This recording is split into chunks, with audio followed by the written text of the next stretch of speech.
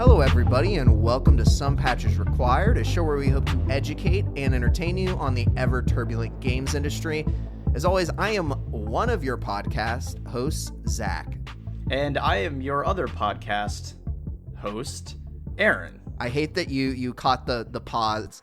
I almost stopped at podcast, and I was like, what do I say? What's the word? Anyway. No, this is two podcasts inside of one host. And it's about games. Oh, is that and how the industry of them? How it works?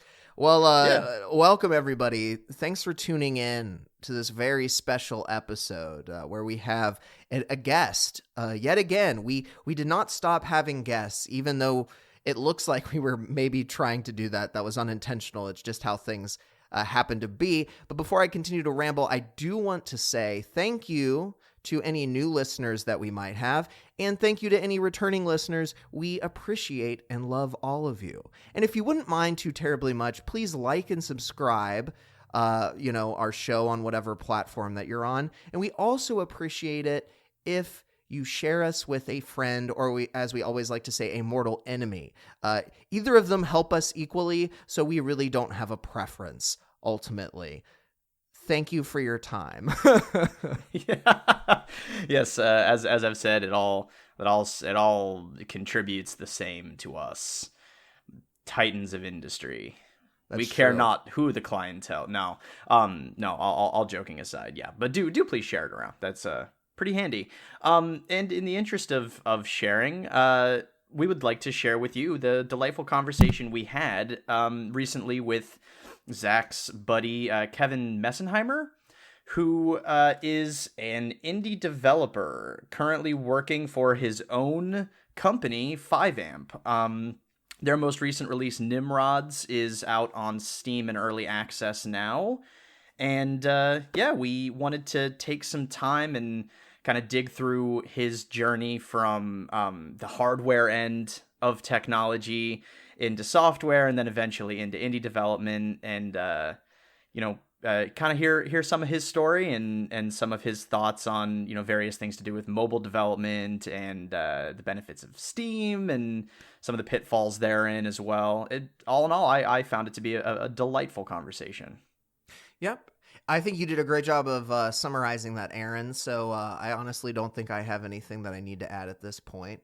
So rather than delaying any further, may I introduce Kevin Messenhimer. Cue the sound. Thanks, everybody, for tuning in. We have my friend Kevin Messenhimer on the podcast today. Kevin, of course, is the co-founder of Fiveamp. We'll get a little bit into that moving forward. But Kevin, how are you doing today? Doing good. Thanks for having me on the show. Thanks for coming on. We definitely appreciate it on this fine... It's a Thursday. I had to think about it a little too much. Yeah. Yeah, it's a cold-ish, windy, wet Thursday in the land of corn from where I hail. Good old Ohio. Alone, so terribly alone in Ohio. Yeah, I guess this is the second episode. You're the second guest to do a live recording. With nice. Either one. Actually, sorry, that's not true, because if we include Aaron, his brother has been on the show a few times to talk about, he does this whole Godzilla novelization project thing, which is pretty cool. So actually third, but second with me. Gotcha. Recording in person, so Yeah, we're still single digits. Yeah, I just just the visual cues, I feel like it goes a long way too. Yeah, it definitely helps with overtalk not happening. Unfortunately, Aaron and I have to get very good at trying to guess when the other person is done talking, and then of course if there's lag in there, it's made even more difficult. Yeah.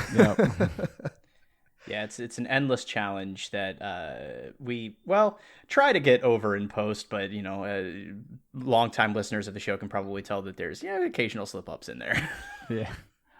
So I guess just jumping straight into it, I did some creeping on you, Kevin, as you do with all your friends that you know, and I think you actually probably had run through this when you came and talked to the local meetup, Unity meetup, but your background is not initially in like software design, right? You're actually more hardware focused if we're talking about like college initially, correct? Right. Electrical engineering. At the college I went to, UTSA, University of Texas San Antonio, they didn't have a computer engineering program. Oh. So I was mainly like into computers, but they had electrical, and I was like, well, that's kind of close. But it was always about like computer centric because, I grew up with, I don't know, my parents' like old computer just to play around with. So that was mainly like my main driver for what to decide in college.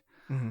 So like at that point, did you know like my future is in games, or was that not really a thought process of yours? Well, I mean, growing up, I used to play a lot of games. Like, my parents would always tell me, "Oh, you need to study in school." Like, and I even told them, "Oh, I'm going to be a professional gamer, or I want to make games."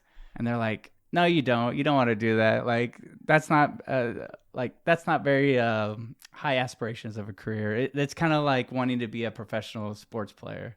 Mm-hmm. I was like, "Oh, but I like no, like you got to do something else that's more worth your time." But the computers, on the other hand, I really like them because I don't know. I just I used to download like a lot of these old games, like Tony Hawk Pro Skater. Mm-hmm. I can't believe I'm saying that as an old game, but it's getting a remake. I think at least I keep seeing that on BattleNet. But anyway, yeah. But like even just downloading those games and just trying to like tweak their files, like, oh hey, I'm a game maker now. I changed this one pixel. This feels cool, Mm. But just, I mean, that's how it starts, right? Yeah. I remember way back in the day, I took apart an old family PC to figure out how everything kind of worked together, and got so excited about that I kept doing it until I irrevocably fucked up the CPU. I had to do something similar where I wanted to upgrade my memory because I think one game, I don't think it was Roller Coaster Tycoon because that one could run on a potato, but it was one game that I needed to have a lot more memory. And so me and my dad, we went to Computer USA and got, or Comp USA, whatever it's called, got some memory sticks, and they just wouldn't fit in those DIMM slots. But I kept trying to put force into it. Oh my gosh. Mm-hmm. I was like, this has got to go in. I need the memory. That is the problem with like hardware incompatibility, is it's usually a matter of determination.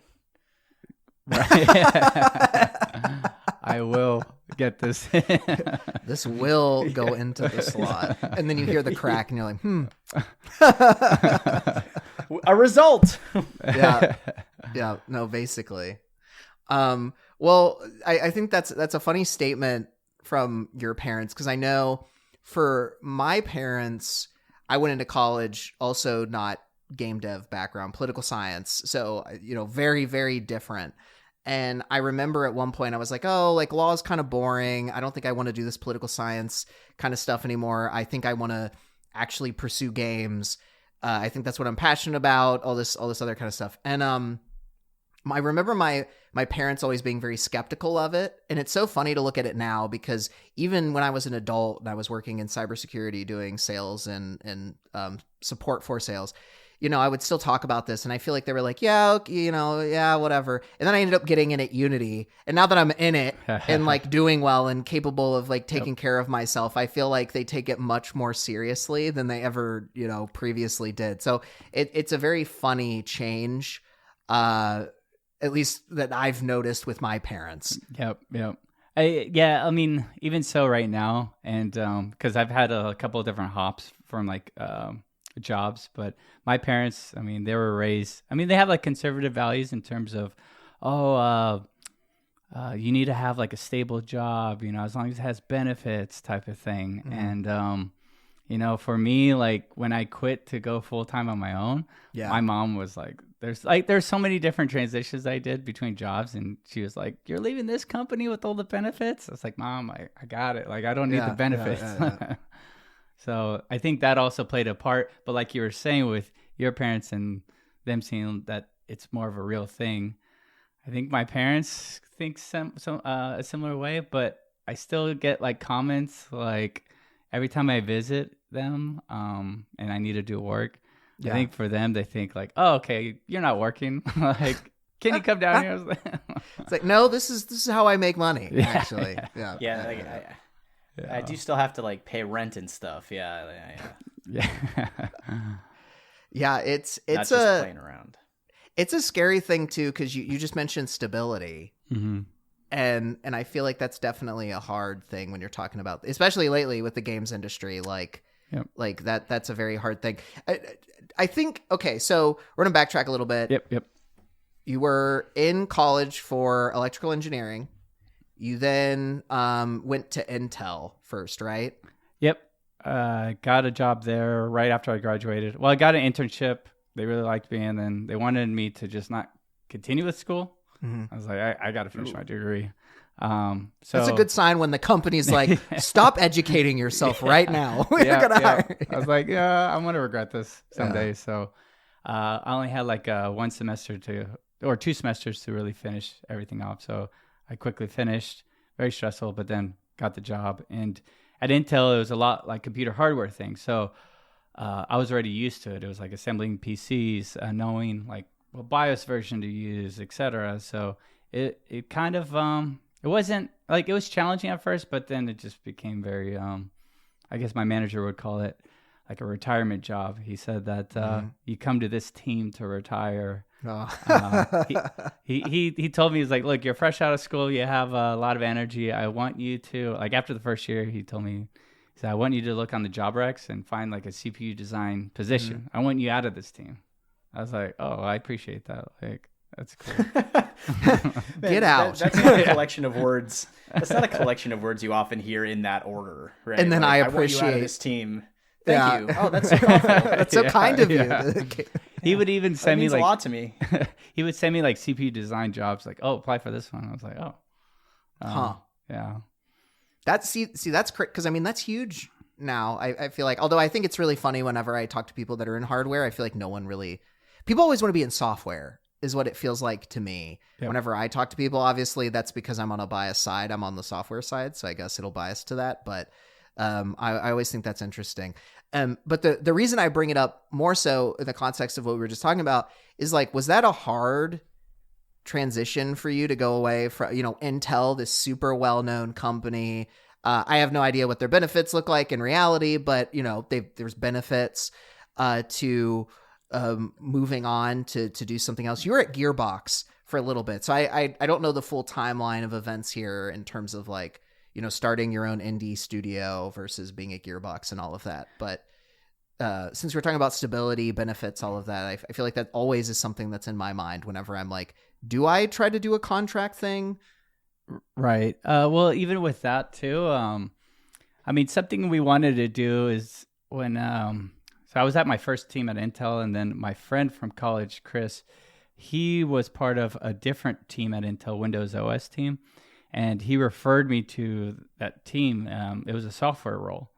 And for me, like, I don't know if it's changed these days. I feel like it has, but electrical engineering, like learning software, they don't really teach double E's that well, like software skills. So I was very rusty. So he referred me to this Windows OS software engineering position. I was like, I'll apply, but and I eventually got the job. I don't know how. Yeah. But I started like learning as much as I can, and really trying to get into like software, C++, different elements of programming. And then even then, that's when me and Chris, we were on the same team now, and that's when we really like started getting bored of like the corporate grind, and we're like, hey, we should do something on the side. Like, let's look at other jobs, like Microsoft, Google, and things like that. So like transitioning from the hardware to the software side, I believe it was tough, but I mean, we just really started to like learn And then we really wanted to look for other jobs. Yeah. And then at that point, we were applying for like Microsoft, different places, but then we kept getting like rejections because they kept coming back to us and say like, hey, we see your experience, but what else have you done on the side? We don't see like what products have you shipped? Because some of the projects we were working on, they got canceled. So Microsoft was like asking for that. So it kind of gave us fodder to, start creating something on the side. So then that's when me and Chris were like, hey, well, maybe we should work on an app idea. And then where did that take you? It was interesting because on that team at that campus, there was like a recent college graduate group, and man, they would always go out drinking like every weekend for like several weeks in a row. It was always the same thing, like go to a house party, get really drunk, and then have a hangover on Sunday, back to work on Monday. Yeah. And then you barely even remember. You can't really build these connections. It's just kind of the same thing over and over. This was in California too, right? Yeah, in Folsom. Yeah. Okay. Like the people were great, but it just felt like so repetitive. Like, okay, I'm kind of tired of drinking. We kind of, me and my friend Chris, when we decided to work on our own app idea, we're like, hey, let's go ahead and just pause this lifestyle of, getting drunk every weekend, and let's just hunker down and just work on something. So let's just come up with a different list of different ideas. And we would meet at the bar and we'd say like, okay, what app idea do you have? I have an app idea where what if like it was kind of like Tinder but for like local friends you could find or something like that. I mean, we just came up with a bunch of different That would ones. just end up being a hookup app. Yeah. Yeah. I think they have one now, but yeah, exactly. So there's like random app ideas like that one. Another one, we did come up with, we used to go to a lot of gaming conventions like PAX, and we would see like people carrying around with these Minecraft pickaxes and like the foam ones. And we thought like, oh, what if we made like a utility app where you could slot your phone in there and you can open up this pickaxe swinger app. And every time you swing the phone, maybe you can make a little sound and you see the pickaxe move or something like that. So it's like different app ideas like that, very like small ones, but something at least to get our foot in the door for some companies. So, and then we ended up coming along to the idea of, have y'all played Cookie Clicker? Oh yeah. A little bit here and there. So I haven't, I only know about it because of the presentation you gave about where you're going. So I'll let you keep down the trail. Did you try it after that or? Cookie Clicker? Yeah. No, I haven't messed with it. All you do is a web browser, like web page. I think the guy ported it to Steam, but all you do is like you just click on the cookie on screen. Yeah. Very simple. You get more cookies, and then you buy these upgrades to make the cookie number go up. So it's an incremental idle game. But at that time, we were so addicted to Cookie Clicker, like at our jobs, and we wanted to get elsewhere, like move on to different jobs. So we decided to mash the two together. We're like, okay, what if we did a Minecraft swinger, like pickaxe swinger app with Cookie Clicker? Like, how does that look? And we just decided on like, is it a web app? Is it Unity? We feel like Unity is going to be a little bit too overkill for this. It might be cool to learn. Like, yeah, let's learn it. So we just watched a bunch of YouTube videos and just started. I think this was around like November and Christmas break. We decided just to stay at Folsom, not go see our parents in San Antonio, but just really hunker down and just use as much holiday time as we can to like make this game. So that code was very jank. We were learning C# at the same time, like from YouTube tutorials. We're like, okay, how does this work? I'm watching this YouTube tutorial, and it was a very like brand new experience, but we learned a lot. And then we just wanted to get a prototype. We're like, hey, we created something cool. Let's use this to apply to different companies. And we had like a very basic version of it. An original goal was, oh, can we reach out to Mojang and can we get like some sort of affiliation or something like that, like partnership? We reached out, and I think this was before they got acquired by Microsoft. And when we reached out, they said, oh, oh, this looks cool. We don't really have like the brand guideline says like as long as you don't do any harm to the brand or something like that. Like they're very chill. Yeah. And we're like, okay, I guess this means we could, keep working on it, whatever. And then, but they said that it wouldn't be like a direct partnership type of thing. And we're like, okay. So then we started like finishing it up, and then we were very close to releasing, but we had a prototype we could show on our phones. So that's when we applied to different companies. My friend got a job, or Chris got a job at Facebook, and then I got a job at Gearbox. Yeah. So that's when I was interviewing at Gearbox, it was like they only asked me like 1 or 2 questions about Intel, and the rest of the questions were about PickCrafter, the game. Yeah. So it was kind of mind-boggling because it's like, wait a second, the last 3 years I've been working at Intel, like this big company. Yeah. And you guys only asked wild. like 1 or 2.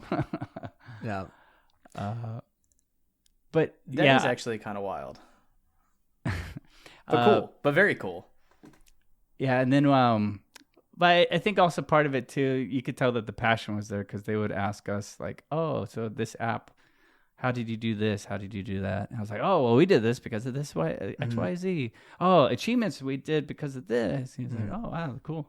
And at the very end of the Gearbox interview, they I always read online, they said that if you make it past lunch, then it's a good signal. And so I had lunch with them. You heard it here first. And at the very end, around 4 o'clock, 3 o'clock, all of a sudden, like 20 to 30 programmers just starts coming into this small interview room to the point where this room becomes very crowded. I'm still sitting in the chair on this desk. Yeah. And like I'm looking around, I was like, "What is going on?" One of us. Yeah. And they're like, "Oh, it's the hot seat time." I was like, "Uh-oh," and so I'm just nervously sitting there, and it was very quiet. Nobody's talking, and then somebody just says, "So, Kevin, what type of music do you listen to?" I was like, "Oh, okay, it's one of these." So it became more and more like comfortable. I think they just wanted to see how your personality was, and overall, it ended up being pretty good. Got an offer, and that's when we made the leap from Intel to other companies. And then, of course, I went to tell my mom, and she was like, "You're leaving Intel to work at Gearbox?" Gearbox? I've never even heard of this company. Do they have benefits? Yes, Mom, they have benefits. Oh, okay. I was like, "Trust me, Mom, this is good." And then Chris, he was at Facebook Games, so I feel like game adjacent, like development, still like intertwined with a lot of the gaming companies for mobile. Yeah. But after this, so now we have like more room to learn. So, Gearbox, actually learning real game dev. So I was like, okay, how does this work here? And they use Unreal. I was tasked to learn Ruby on Rails to make a testing infrastructure for them. So it's a lot of learnings. And then Chris was doing other Facebook gaming things on the side. But then we still hadn't released PickCrafter. So we were like, oh, okay, let's just finish this up and release PickCrafter. So we bundled it up, released it. And they were like, okay, cool. It served its purpose of, getting us these jobs. And we're grateful. And then 6 months down the line, we were so busy with our new jobs, probably even more pushed and challenged versus Intel. Yeah. Like we didn't have any free time and our willpower was just gone, but in a good way, because like now you feel like Gearbox is very interesting because all the people there are really great. But the thing is that everybody there's so passionate that if you leave the office early, like at 5, and that's early, if you leave the office early, everybody like looks at you because profit sharing was also in at the time. So everybody was there focused together. So the camaraderie and the team dynamics felt very strong, but like you didn't want to leave in a good way. Like, hey, I have to go home, but I also want to stay. So it was interesting, but everybody there was very nice. It was overall a very positive experience. But 6 months later, that's when Chris messaged me and said, hey, so have you seen how much money PickCrafter's making? I was like, no. and we looked at the numbers, and it was making like over twice the amount of our salaries. Like, whoa. Yeah. Oh, wasn't that on the like one microtransaction that you put in the game that for you can expand upon that, I guess, because that's context I have that Aaron doesn't. I'm glad you brought that up. Yeah. Too. Yeah, because when we released this, we said, all right, so what's the pricing model? Well, we don't pay money on games. Let's just do free to play. Do we need to charge any money? No. Okay, let's just give them one chest and, I don't know, 99 cents. Yeah, only one in-app purchase. Remember, it's only for us getting like new jobs. Mm-hmm. So that's the monetization model that we did. And then that's when, even with 99-cent purchase, we started seeing such a high revenue increase with earning double our salaries, to the point where we started getting a lot of nasty emails saying that, I can't believe this. I was using your game and I want to spend $20, but now I have to spend 20 individual 99-cent purchase. It's like, okay, all right. Yeah, I was like, all right, we will fix this. I'm sorry that I was like, okay, yeah. It was a very interesting set of emails we got. So yeah, that's another set of words that you don't often hear kind of in that order.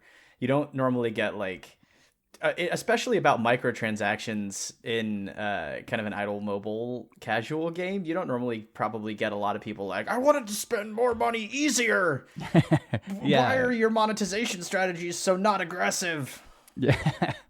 And they always say, like, even with us, we really don't like the free-to-play, the monetization models where you squeeze the player or even become predatory. I know there's some games that's like, hey, your aunt's about to die. Do you want to save her for 99 cents? It's like, ugh.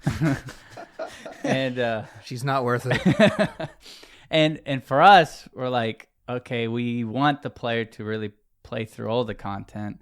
Like maybe purchasing will allow you to save some time. But we're on the other side of the spectrum where, you know, I think we're a little bit too forgiving. We have made some changes where we brought us closer to the middle, but we're still on that side of being like forgiving for the players. So players they don't really have pressure to spend. It's just optional type of thing. Mm-hmm. And they always say that if you really like the game, then having players say, oh, I want to spend money is a good thing. Mm-hmm. But having avenues where they could do it, like, I don't know, maybe they have hundreds of millions of dollars to spend, like having an avenue for that, like, hey, if you want to support us, sure, but as long as it's not like in the predatory casino gambling type of way. So I know you're in the middle of having, you know, kind of talking about your studio building up, but I feel like this is a good moment to ask. I mean, if you're comfortable answering this question, have you had moments where you have had to consider something that is maybe, I wouldn't say like unethical, but we're talking about monetization, right? Yep. And the reality is that especially with indie studios in this market, with how difficult it can be, you know, you have to make money. People have to eat and have like a house, and, you know, I want them to live enjoyable lives, preferably. To do all of that, have you ever had to kind of consider, like seriously consider monetization methods that maybe you, or even like gameplay mechanics that you're not necessarily thrilled about? And the main reason I'm bringing this up is because I feel like this comes up all the time whenever there's articles about a lot of like AAA games. I'm not as familiar with mobile ultimately, so most of what I know about is like console PC, but you know, I think it's very easy to demonize people for making these decisions, and in some like situations maybe that's the right thing to do, but there is the reality, like, people need to live life. They can't just make these games most of the time without getting paid, right? So I'd be curious to hear like your, I don't know, even maybe just your thoughts on that. Yeah, I think a lot of it just depends. Like you could get the sense and the vibe if a studio, if the game doesn't live up to the quality and then on top of that, they're also including like an $80 DLC like a week after the game is released. It's like, hold on, the game already cost $70. Now you want to charge $80 and plus other DLCs. So I feel like there's a angle that somebody can that somebody can plan for. For us, with PickCrafter, a lot of the purchases, they're still optional, but we try to make it where, like if you want to spend, if you like the game, you can.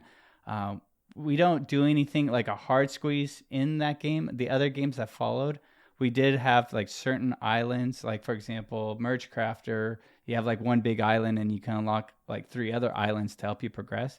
That one, those are purchase only. And we kind of look at them like kind of compared to like DLCs. But the thing is that they're like $5.99. Yeah. They're one-time purchases.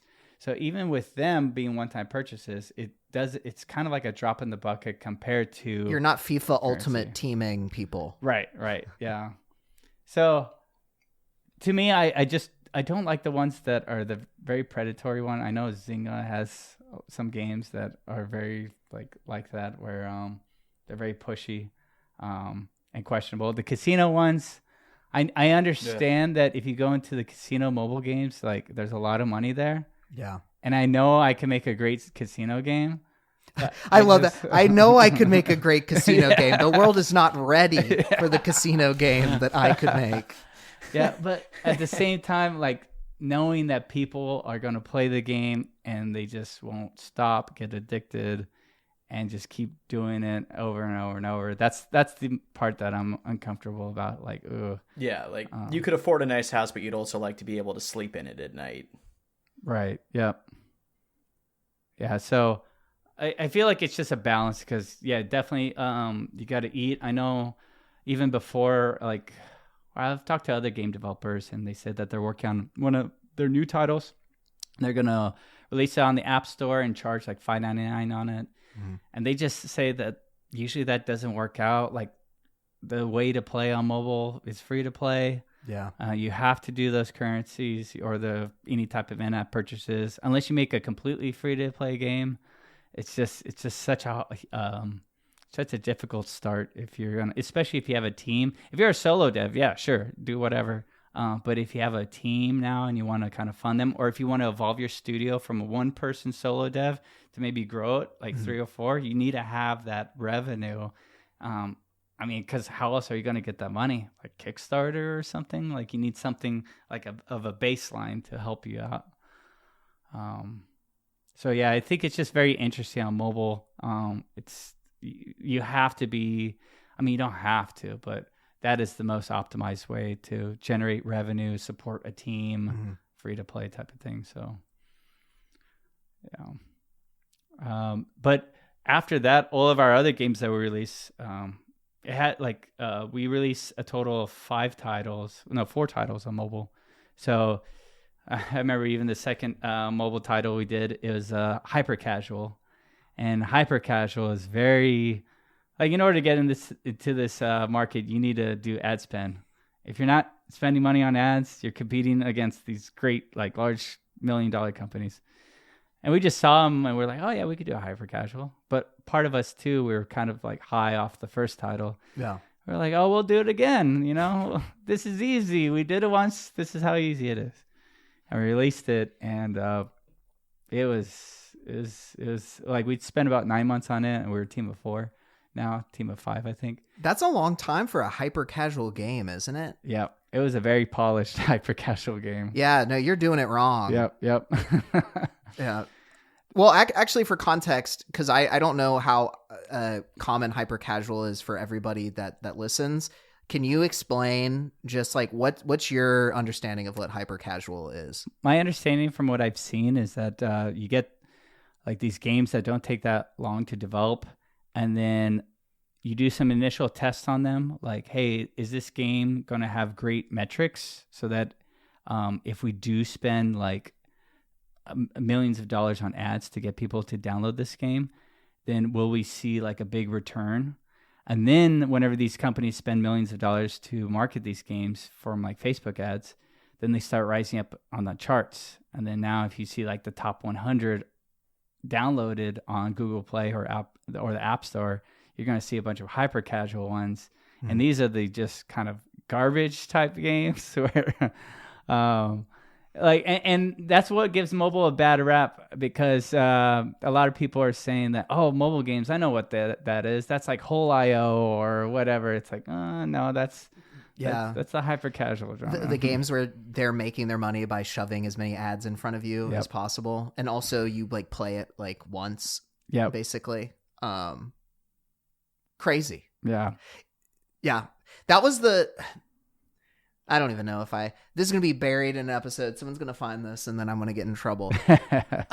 This is my hot take. My words are not Unity's words, whatever that saying is. When the runtime fee fiasco happened and there were a lot of hyper casual studios getting impacted, there was definitely an insidious part of me that was kind of like, maybe you should find a better business model. Because they literally make like, their margins are so tiny because it's just such a like velocity kind of crap market. Yep. Like, and so I guess I should add, you're familiar with hyper casual games, right, Aaron? Like when we're talking about that. Yeah. Okay, cool. Oh, yes. Yeah, because they're just like the crap. We did an episode, I believe, we were talking about mobile game ads and some of the stuff. And it's 100% like, I just don't know that hyper casual really like adds any value to our industry. Yeah. Truthfully. Like, I feel like that's a really kind of dick thing to say. But like what positive things have come from that kind of velocity of, like, I don't know, I can't name a single title that's changed anything in a meaningful way. I have seen, like, and maybe this comes from the solo devs that have worked behind some of the games, but I have seen these crazy ads where, I don't know, the ads where you have like 2 lanes and it's one of those things where one lane says like ×2 and the other one says like -2. But the thing is that now it's like you're playing as a woman and she's walking with like a small butt, and then if you go to the ×2, yes, I've seen this ad. God, yeah, and then at the very end it's like a twerking contest or something like that. Yeah. But looks like that scene out of Faust where that deep cut reference for anyone who knows what Faust is, where a woman just turns into like a puddle of boobs and butt. Oh my God. It's horrible. But yeah, it's like a horrible body horror, but not really in this instance. It's bizarre. It's bizarre. Yeah. I want to give a credit to whatever idea it was in terms of the unique things I haven't seen is like, okay, the lane choosing, it's like, okay, that could be interesting. And then associating that with this thing that you celebrate at the end, I thought that was interesting too. So I haven't really seen that being done. Mm-hmm. Maybe that's like some of the small value that you could grab from it and maybe make it into a higher quality game or something like that. I don't know. Maybe it could give birth to a new genre, not the twerking stuff. Yeah. Well, okay. Yeah. Here's what I'll say. I'll redo some of what I said. To your point, if you are a single dev, if you're a small team, I give you much more leeway with hyper casual. What I think's gross mostly is like it functions like a content farm, like any kind of like massive corporation that might be churning this stuff out. It's like, I don't know, work on better like, I don't know. I'm being very critical right now, so everyone can boo and throw tomatoes at me. So we actually used our second title and our third title. We tried to get a publisher, like a hyper casual publisher, to publish it. And there's a couple of them that we talked to. And man, some of these deals are really wild. Like for a team of 4, how big we were then, it just didn't make sense. If you're a solo dev, so what they did is that and this is probably how they farm the content, is that they work with a bunch of solo developers. Oh, so it's a bunch of individuals that are under a like a contract basis. So what they did is that they said that, hey, give us your prototype. We'll run some metrics on it. If we accept it, we'll give you like $10,000. And then for every 1 million downloads you get like you get like 10,000 or something like that. But in the grand scheme of things, no, I think it might be 10,000, or it's every 10 million. It was to the point where the amount of money they were going to make from this game to how much money you're going to see was like a fraction of a percent. Yeah. So we looked at it. We're like, okay, we can't do this. And with 4 people, like that's not enough. And then one of the agreements said that we had to. Every game we had, that publisher would have first right of refusal, perpetuity. We're like, what? What? Yeah. It was very negative experience. We're like, okay, we're definitely not doing this. This smells of the I never worked with a lot of Web3 like studios or publishers or anything like that. Or I haven't, but it smells of some of the deals that I've heard in that space. I can only where imagine. Where it's just like the goal is to be as awful as possible. Hey, we will pay you in this one random meme coin. Yeah. We'll make sure it tanks in value before. Do you accept rug pull coin? Like, don't worry about the name. Yeah. The name doesn't matter. Ignore the 6-year-old kid saying it's a rug pull. Yeah. He's joking. Yeah. Well, I suppose to kind of steer the conversation back towards the end of that timeline ever so quickly, and then I do actually have a couple of more focused questions that I'm kind of curious about. So it was after you noticed the revenue coming from that one microtransaction on PickCrafter.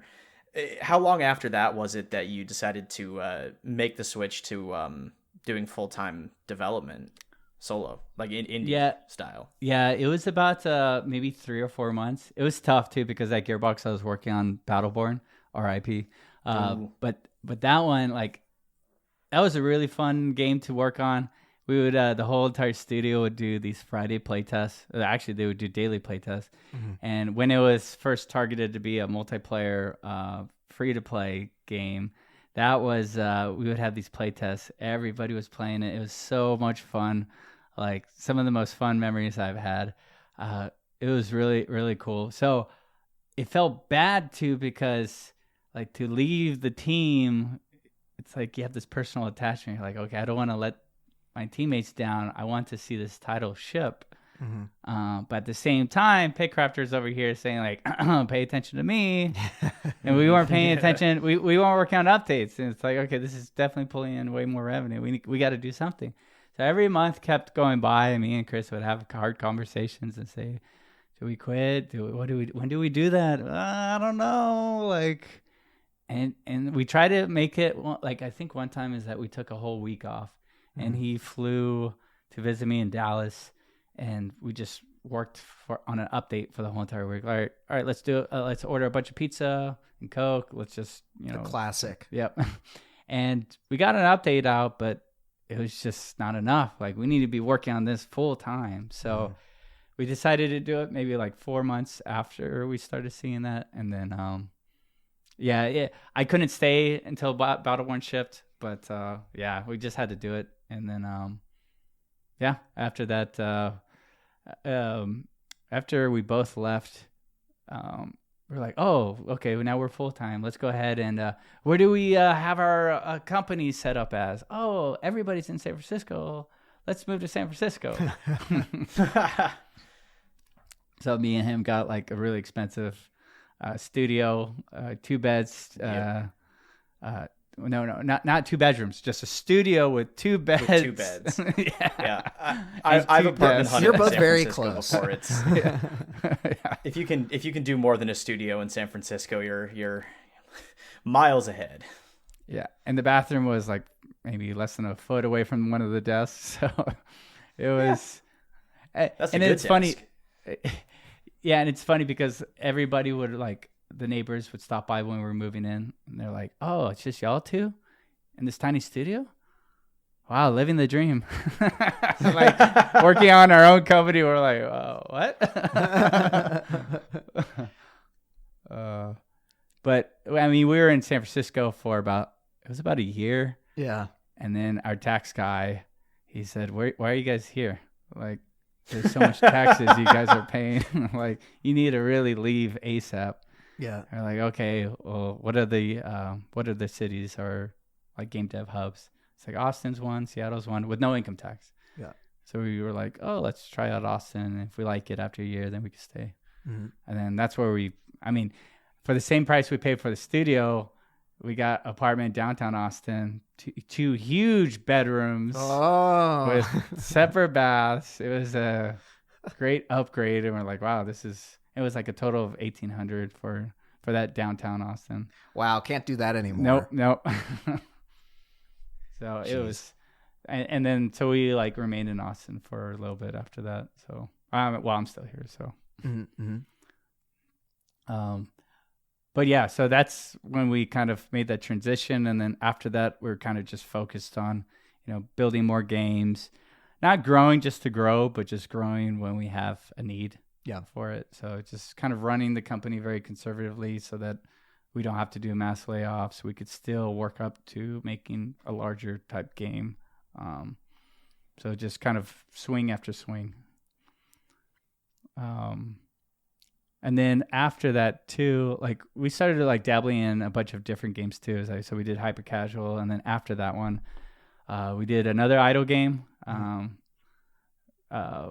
The motivation behind this one was that it seemed like a clear home run to do idle game with a coffee shop mechanics. And with this coffee, so you had to manage your own coffee shop. It's kind of similar to a game called Idle Miner Tycoon.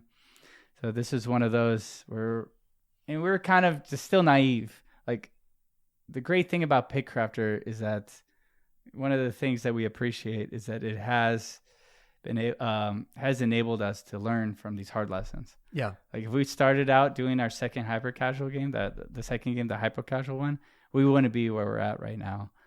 So we learned a hard lesson from that one. That one was an expensive lesson, but then we made the second game or our third game, which was a coffee idle game.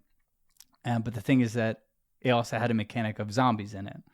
So it kind of like also didn't like whenever the moon came out, then all of your customers, instead of being regular customers, they're now zombie customers. And you had to use a little crane, a claw game to scoop up the zombie customers.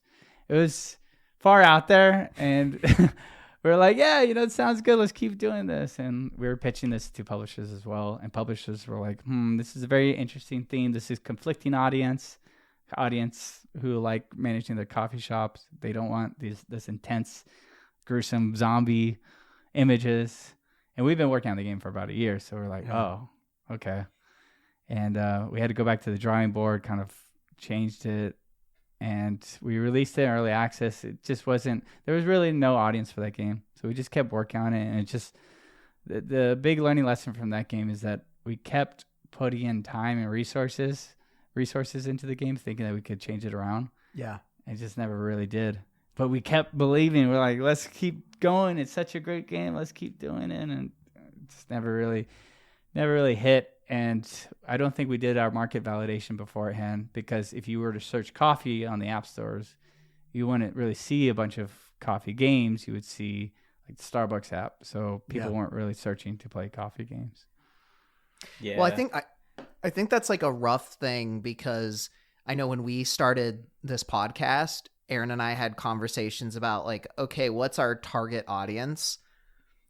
And not that we're professionals at figuring any of this out and how many there are, but like we looked at other shows that exist on the internet and like how many views they were getting on YouTube or whatever. Yep. And I knew that we were going to be niche, because what we wanted to talk about was more of the games industry by default. So not reviewing games, not talking about that, which is already going to cut a lot of people out. And then also we talk about, like, we had a friend of mine on talking about like unions, and, we talk more about like workplace stuff. So that's going to politically kind of get certain people not as interested in it. So my point with this is like, we kind of went into it knowing that we're kind of like a niche of a niche kind of, which is fine, because like we have no we don't need this to make money. Yep. But yeah, if you're trying to profit off something, I forgot, I saw some quote recently that was like, the first step you need is to find an audience. Yep. 100%. And if you don't do that, it's like, it's not worth doing. Because I mean, you might have like 10 people or 100 people total, but okay. I mean, outside of making money too, like if you want to just make a really fun game, like even if it's a paid game, you still want people just to download it. Like if we live in a perfect world where money isn't a thing, you still want people to enjoy your game more than 10 people. Yeah, I'm not making this just so I can play. Yep. Yeah.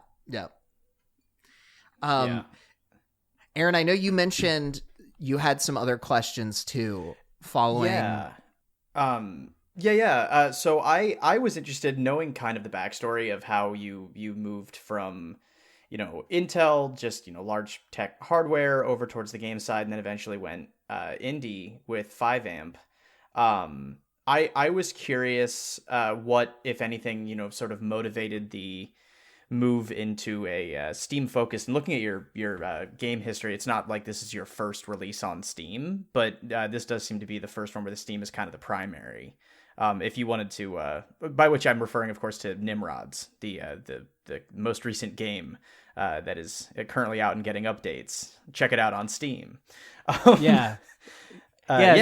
there anything in particular that kind of motivated you to make the shift? Because we've kind of alluded to the fact that the mobile market and Steam kind of play in different universes to some degree. Yeah. So I imagine there's some pretty stark differences there.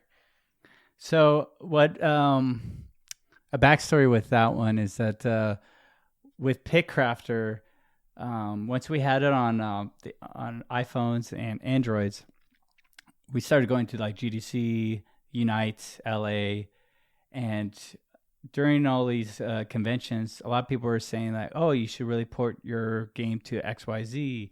Mm-hmm. So after that, we ported it to Amazon App Store. We ported it to Windows Phone when that was a thing. Yeah, I was about to say that's a time capsule.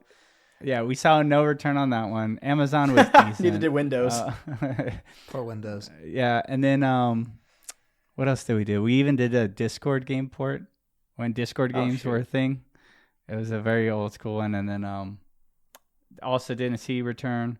We ported it to Congregate. I think it's still up there on Congregate. We ported it to another WebGL place. What was it? Facebook games. Oh, okay. Yeah, we had it on Facebook games. And then we had it on a couple more platforms. And then one platform that we hadn't touched was Steam. We're like, okay, Unity makes it pretty easy to port. Let's go ahead and try out Steam. And at that time, we didn't really know about the Steam metrics or the Steam algorithm or anything. Mm-hmm. So we just said, hey, let's go ahead and put it on Steam and just make it like coming soon for 3 months, and then let's just release it. So we went ahead and uploaded that build, did a lot of testing. We had to like kind of restructure the game so it could support like widescreen rather than the portrait on the phone. Mm-hmm. And get a lot of the controls working like mouse clicks instead of touches.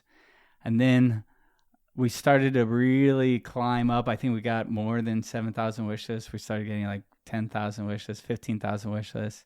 So we did break that requirement for wish lists to start ranking up on the front page. So we didn't really know. We weren't checking wish list numbers then.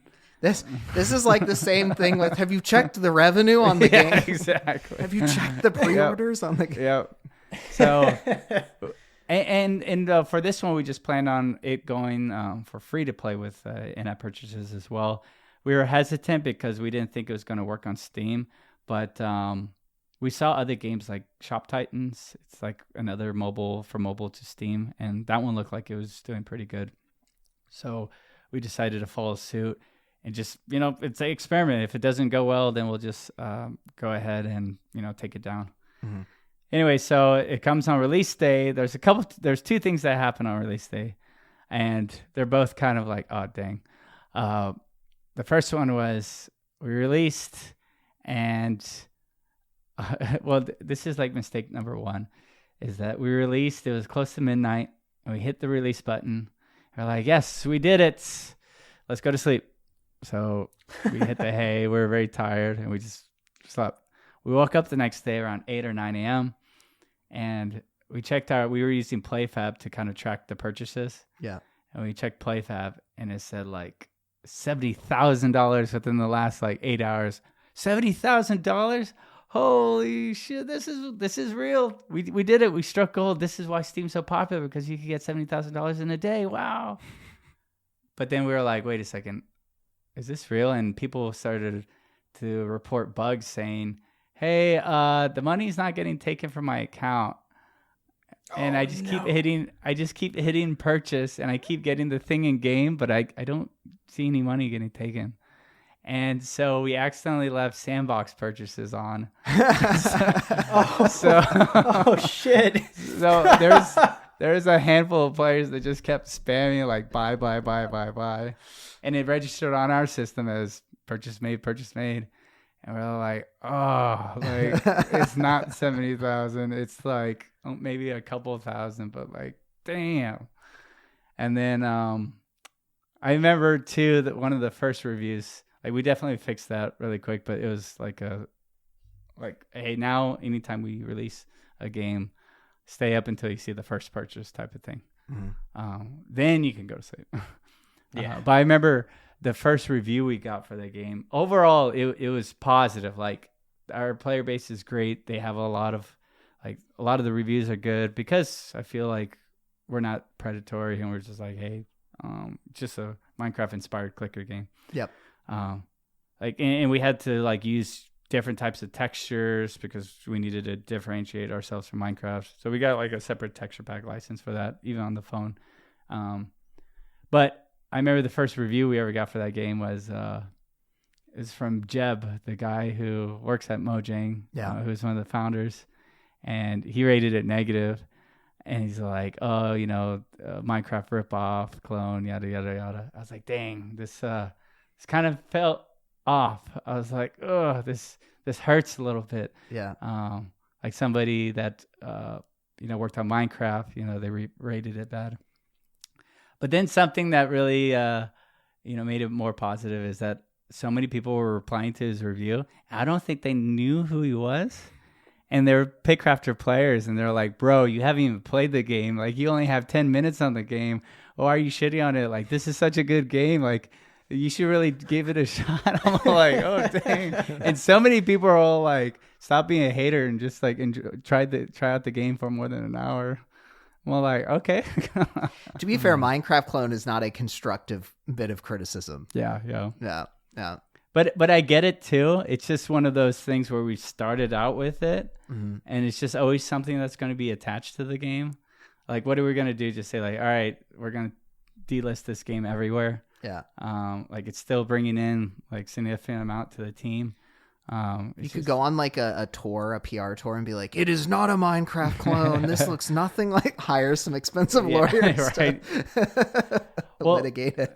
Well, no, we did have at one time we had some of the Mojang lawyers reach out to us because they wanted us to change the textures. Because at that time we were using textures too close to Minecraft. So they were about to take us down from Google Play. And this was right before they got acquired by Microsoft. So I think they were doing some IP cleanup. So we just immediately just kind of found whatever texture pack we could license. We licensed like Lithos texture pack. We just did this within, like, we only had a couple of days to comply. So we were just burning the midnight oil. We're like, we got to do this. We can't have this being taken down. And we swapped it all out. And, now it looks, way more different, but still closer to that Minecraft inspired, because if it doesn't look similar, then you're going to lose your core audience. Mm-hmm. So it's just very tough because, we get that all the time too, where people are all like, oh, this is a Minecraft ripoff. But technically it doesn't play anything like Minecraft.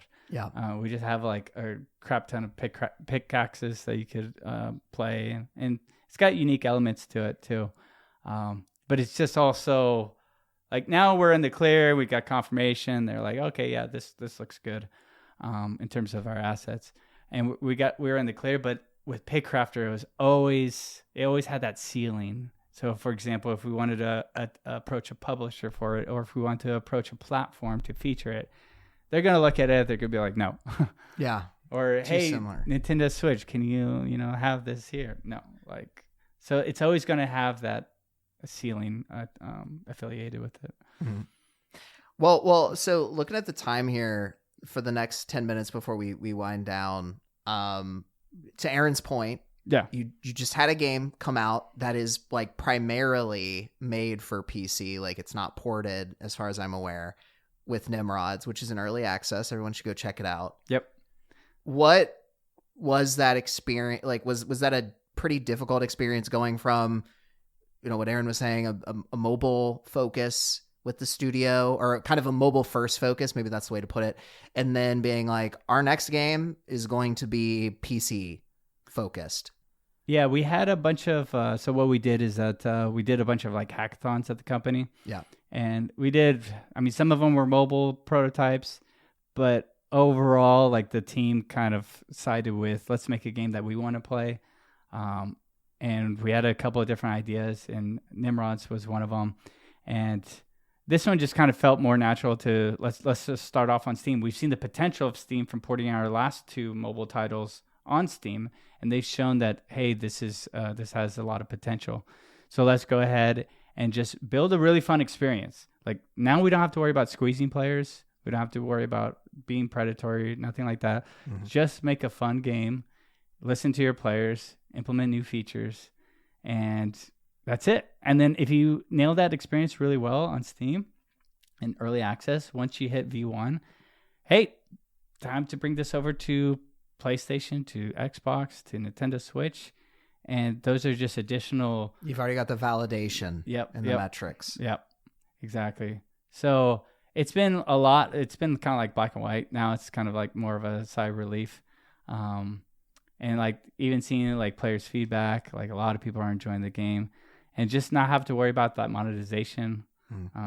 It's definitely a way better experience. And then on top of that too, with mobile, like you have to kind of compete against anybody who's like advertising against your app. So for example, if you search for pickaxe on Google Play, you'll see us in like the top 3 of the keyword. However, you have the little ad search bar at the top, and you're like, okay, somebody's spending money against us. With Steam, they don't allow any advertisements.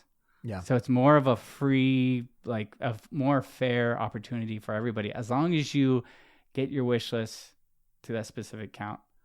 And so for us, like we understood this, we've had previous experience with mobile games, with making games with Unity, with marketing. And then we just ensure like, hey, our wish lists, we're going to be in a healthy range when we release. And we release with like 70,000 wish lists. So we release a pretty good. Yeah. That's impressive. Yeah. I was going to say, I looked through some of the reviews and whatnot on Steam. And I'm going to read all of the most scathing. Yes, no, I'm going to do dramatic reading of all of the negative ones.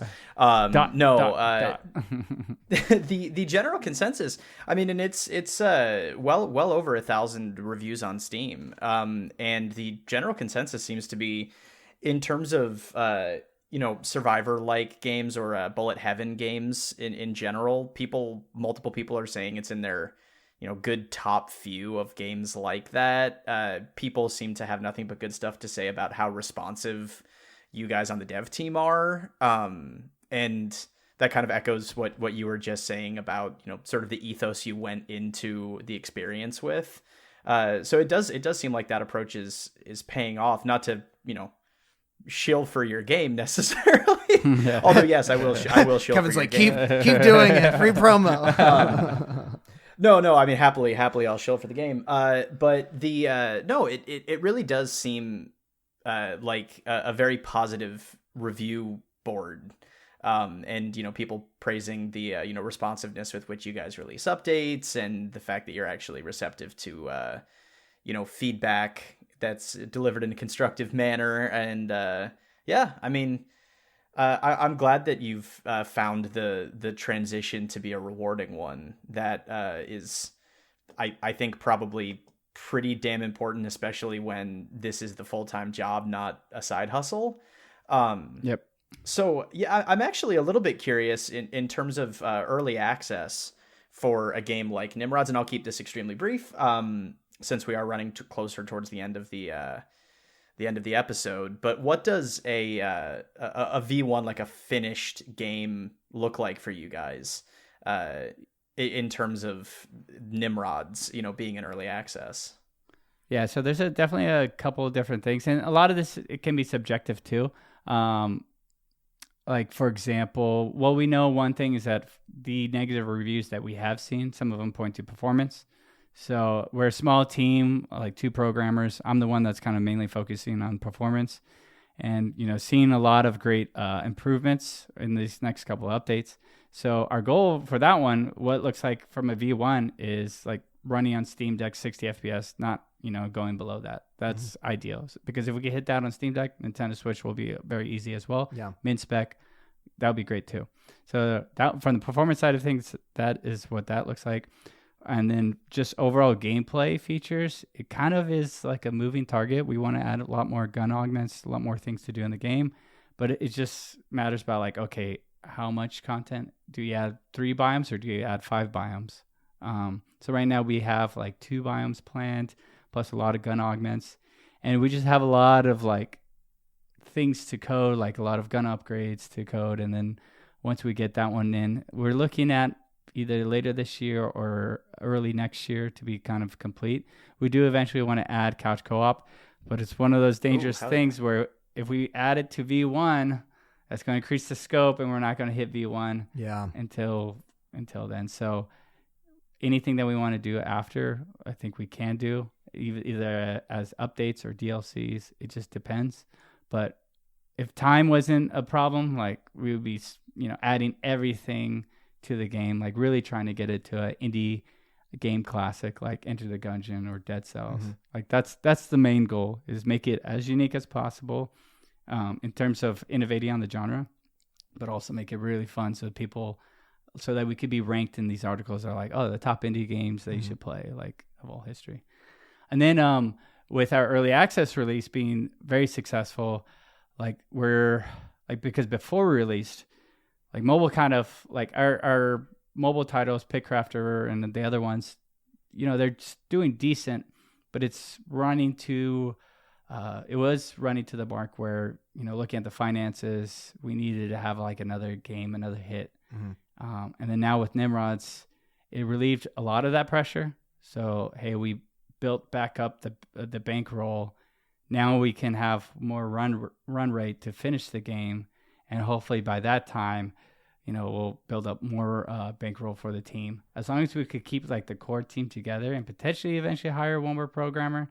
But if we could just, get enough revenue to support the team to just keep working on this game, and after this game, work on more games for Steam, I think that would be great. That's the indie dream. Hell yeah. I have a question. We really should get to the last question. So I have one quick question. Normally I don't say be concise with stuff. I just want to make sure timeline wise we don't take too much. Your perspective.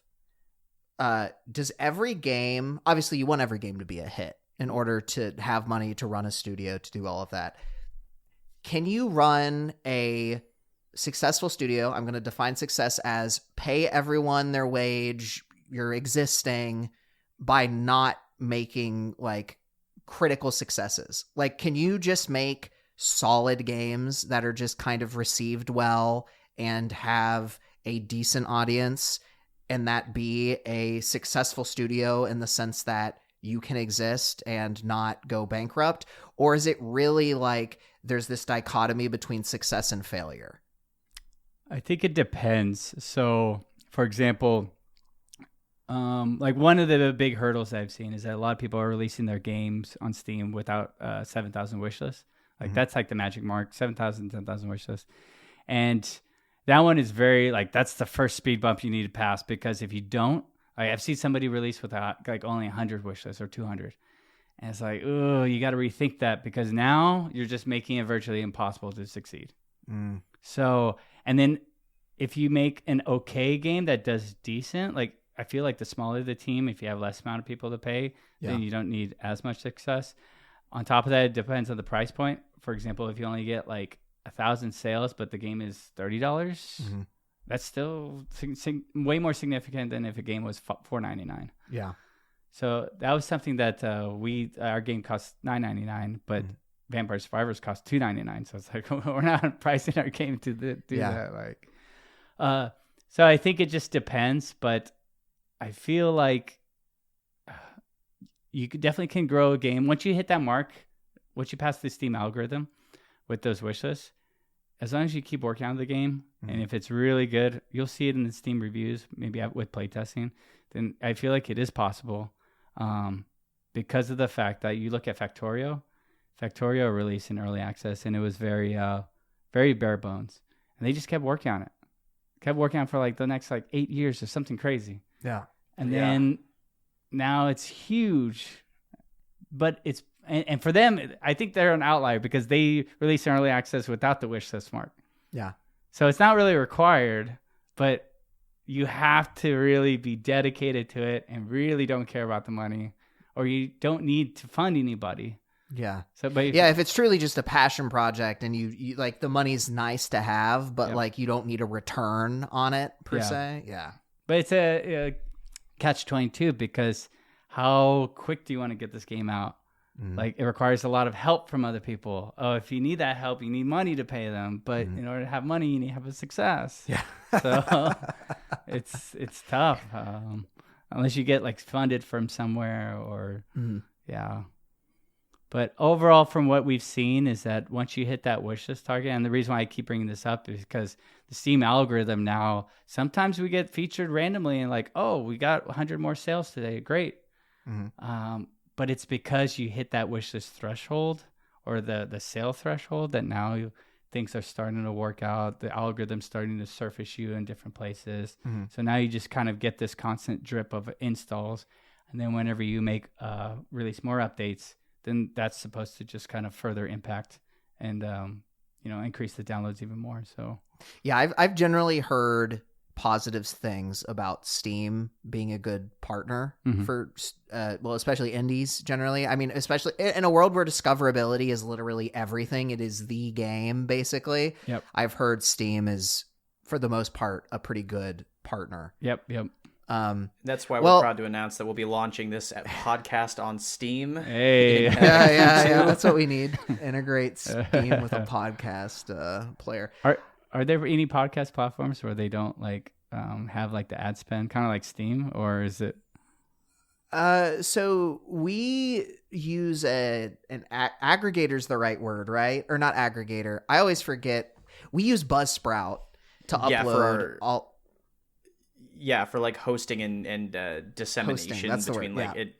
It like runs through the the RSS feed. It automatically puts it into all of those feeds, and there are monetization options on Buzzsprout and a solid handful of other podcast hosting platforms. But a lot of the time, those boil down to like they'll just run an ad, which I don't know. I feel like for a mobile game, especially something in that hyper casual space, it just doesn't matter what kind of ad is being played because the entire goal is to get as many ads in front of as many eyeballs as quickly as possible. But especially since we spend so much time being critical of that exact practice, we want to have a little bit more of an active hand in terms of like what we're specifically representing. So anything that's that like level of automation, I don't think is necessarily our cup of tea. But you also have metrics too that you have to hit on a lot of these before you're even open to, because it works similar to like a Twitch partnership or YouTube. Yeah. So like you have to have a certain amount of average downloads. I don't actually know if hours, like obviously we don't stream, but like episode hours or minutes that come out matter.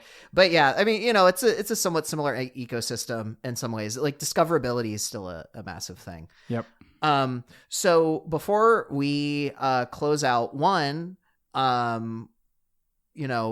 always like to give people a choice or a chance and a choice to plug, what they're up to. If there's any, obviously NIMRODS is out. We've talked about it a little bit, but if you want to, do one last call out to that. But before that, we also ask like, we really want this to be something where younger people like college age can listen to this and get something out of it.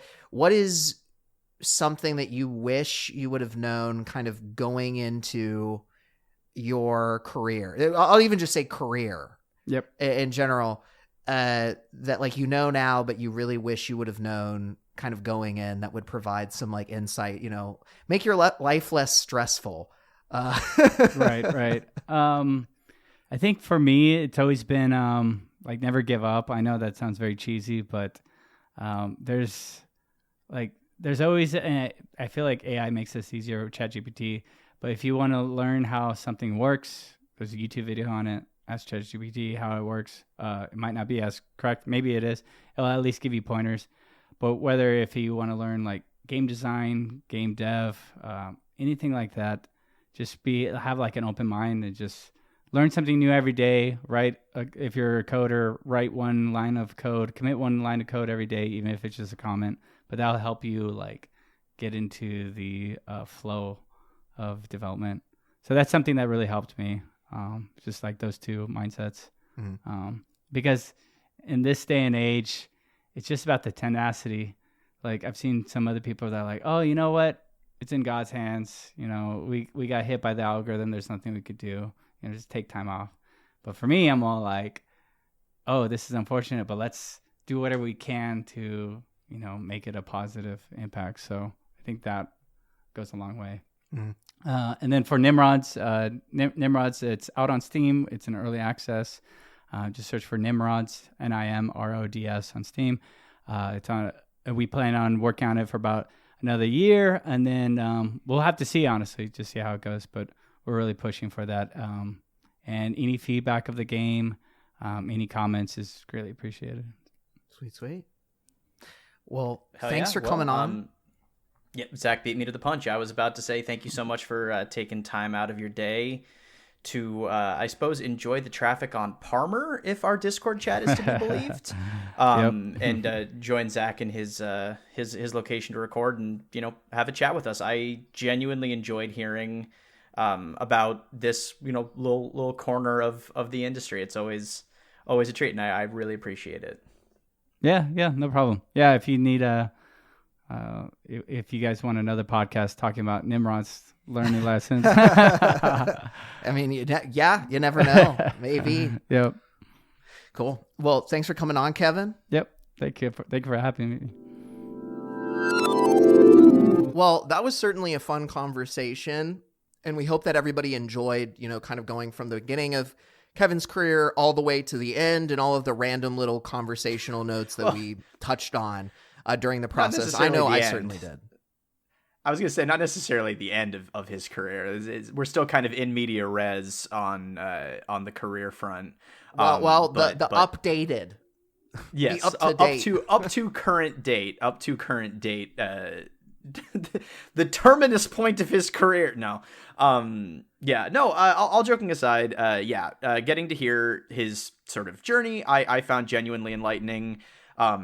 Getting some of the insights on, what goes into, mobile games and Steam early access and all of that fun stuff was genuinely helpful for me to kind of contextualize a lot of what I see in marketplaces like that. And overall, I thought Kevin, we really appreciated having him on the show and getting to talk through it all. It was a good time for me. So I guess before we get to our normal thank yous, just one last thank you, Kevin, for jumping on. We really appreciate you taking the time and chatting with us. Yeah. Yes. Very, very, very much.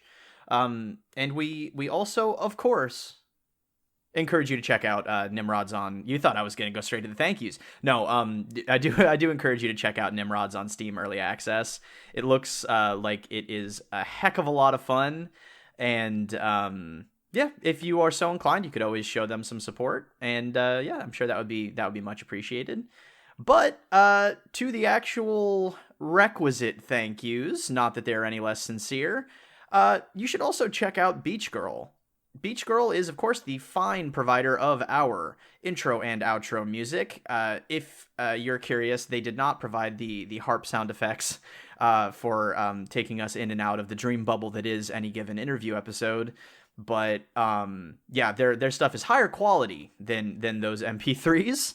But you can find all of their great tunes on Spotify, SoundCloud, Bandcamp, YouTube, just about wherever you like to look for digital music, you can find the good stuff that Beach Girl has for you. So I encourage you to do so. It's a treat.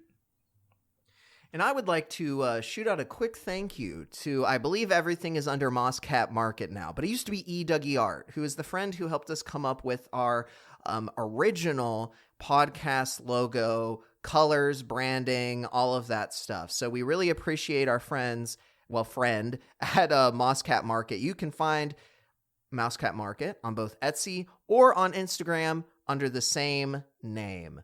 I will just say as a quick add-on to that, you may have noticed some branding changes. We're working on some new branding stuff. So, stay tuned for that. But regardless of any of that, we appreciate the work and effort that Mosscat put in when we were initially coming up with our podcast and working on all of that fun branding material. So thank you, Mosscat Market. Everyone should definitely make sure to check her out. Absolutely. And with that, it is time, Aaron. It's time for us to return to the eternal void until, a month and a half, half a month from now.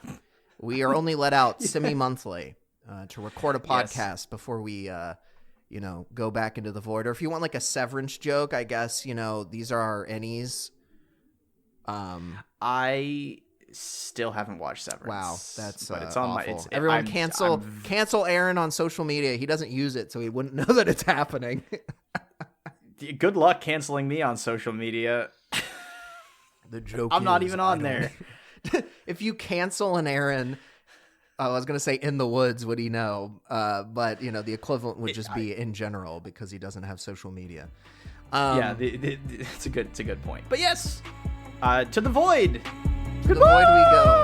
Goodbye.